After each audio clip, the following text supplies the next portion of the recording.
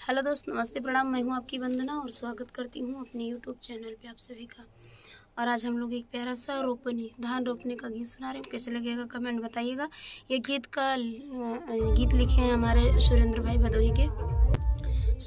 भदोही के हैं। उनका ये गीत है, वो लिखे हैं और उनके चैनल का नाम है तिरंगा म्यूजिक। तो प्लीज़ सपोर्ट करिएगा। उनका ये लिखा हुआ गीत में गा रही हूँ।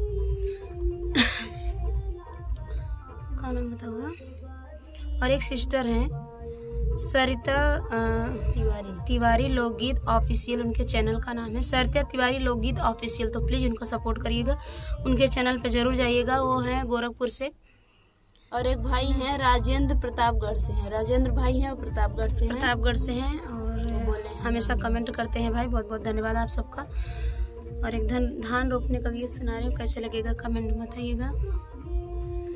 बरसेला पनिया कहेली धनिया करा रोपनिया ना।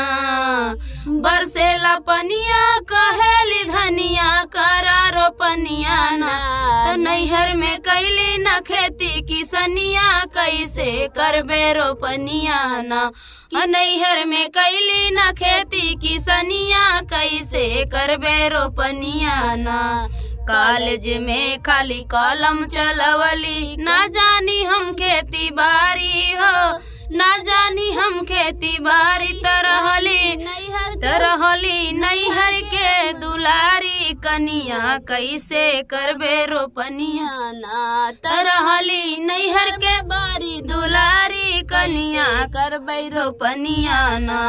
नैहर में कैली न खेती किसनिया कैसे करबे रोपनिया ना।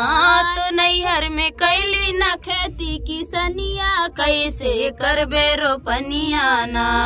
चूल्हा चौका सब हम करबई, खेती करावा जेठानी से, खेती करावा जेठानी से। हे रजऊ माना तू हमरो बचनिया कैसे करबे रोपनिया ना। हे रजऊ माना हमरी बचनिया कैसे करबे रोपनिया ना। तो नैहर में कैली न खेती किसनिया कैसे करबे रोपनिया ना। तो नैहर में कैली न खेती किसनिया कैसे करबे रोपनिया ना। बरसेला पनिया कहेली धनिया करा रोपनिया ना।